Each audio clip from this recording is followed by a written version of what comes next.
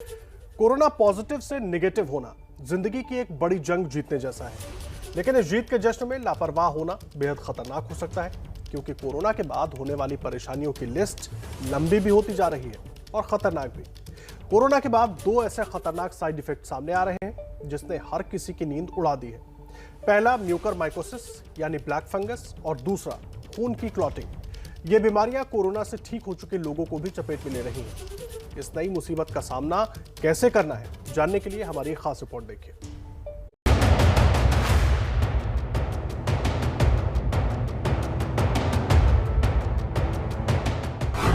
मथुरा में black fungus से दहशत। उत्तर प्रदेश के मथुरा में 3 मामले सामने आए।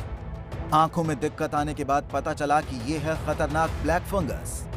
जो वहाँ एस्टेरॉयड दिया गया था अथवा जो ऑक्सीजन लगातार दी गई, तो डॉक्टरों ने जो उनको ऑक्सीजन दी वो ऑक्सीजन इतनी हाई लेवल पे थी कि उनकी आँखों में, हमारी माँ की आँखों में ब्लैक फंगस आ गया है। और वो ब्लैक फंगस क्या है, कैसे इसका इलाज होगा, ये भी वो बताने को तैयार नहीं है। मुंबई के नजदीक ब्लैक फंगस से 2 मौत। मुंबई के पास कल्याण डोंबिवली में ब्लैक फंगस से 2 लोगों की मौत। पटना में ब्लैक फंगस के मरीज का इलाज जारी। बिहार के पटना में मुजफ्फरपुर से आए मरीज में मिला ब्लैक फंगस। कोरोना से शरीर कमजोर हुआ तो ब्लैक फंगस ने किया हमला। ब्लैक फंगस ये म्यूकरमाइकोसिस यानी ब्लैक फंगस या काली फफूंद नाम की बीमारी है, जो कि कोरोना से ठीक हो चुके या ठीक हो रहे लोगों को अपनी चपेट में ले रही है। सिर्फ एक राज्य नहीं बल्कि अब देश के अलग अलग हिस्सों से ब्लैक फंगस से पीड़ित मरीज सामने आ रहे हैं। जानलेवा हुआ म्यूकरमाइकोसिस।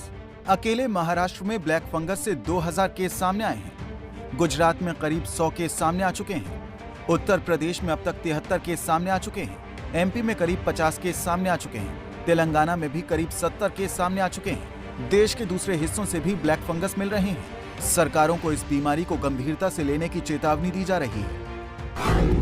एक्सपर्ट्स बता रहे हैं कि ये बीमारी कोरोना से पहले से मौजूद है, लेकिन अब महामारी के समय ये ज्यादा मारक होने लगी है। वायरस नहीं है, बैक्टीरिया भी नहीं है, फंगस है। तो नॉर्मली ये उसमें होता है जिसमें इम्यूनो कॉम्प्रोमाइज्ड हो, यानी आपकी आत्मरक्षा जो वो कम होती है। कहाँ होती है?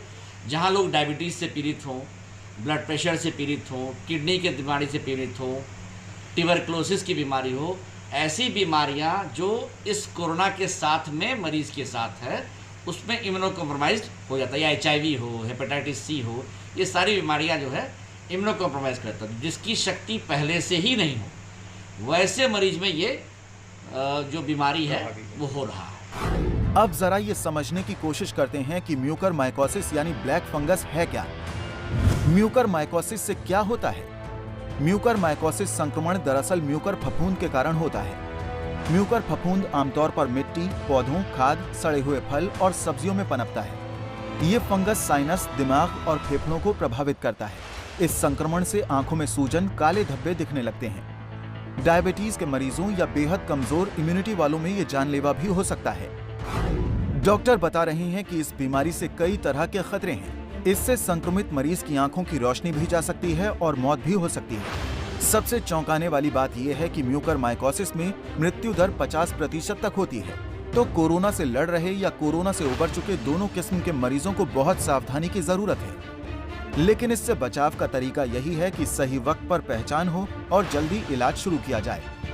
कोविड-19 में जो स्टेरॉयड का यूज़ हो रहा है, स्पेशली वो लोग जो बिना किसी डॉक्टरी सलाह के स्टेरॉयड ले रहे हैं, अगर वो डायबिटिक हैं या किसी इम्यूनोसप्रेसिव दवाइयों पे हैं, तो ऐसे लोगों में ये ब्लैक फंगस या जो म्यूकरमाइकोसिस होते हैं उसके चांसेस काफ़ी ज़्यादा रहते हैं। जो भी हाई रिस्क लोग हैं, अगर उन्हें कोई भी सिम्टम्स आते हैं, जैसे आँख में दर्द, आँखों के ऊपर दर्द, नाक से गंदा पानी आना, नाक से ब्लीडिंग होना, इस तरह के कोई भी सिम्टम्स आएँ तो डेफिनेटली किसी भी डॉक्टरी सलाह में अपने जांच करवाएं। लेकिन ये सोचना कि सारे कोविड पेशेंट्स को ये जो म्यूकरमाइकोसिस, जो ब्लैक फंगल डिजीज़ की बात कर रहे हैं, ये होगा, ऐसा सोचना गलत है।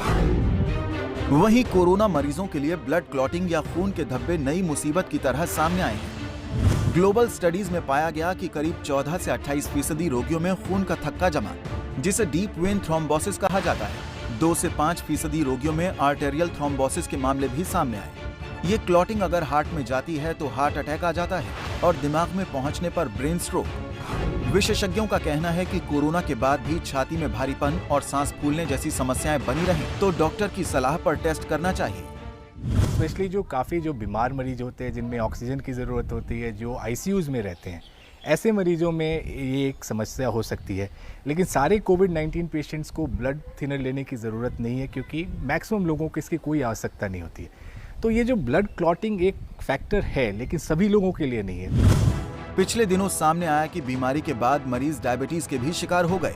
ये वो लोग थे जिन्हें पहले शुगर की हिस्ट्री नहीं थी। यानी इस बार कोरोना अकेला नहीं आया है, बल्कि नई मुसीबतें साथ लाया है, जिससे भारत के मेडिकल सिस्टम को आने वाले दिनों में सामना करना पड़ेगा।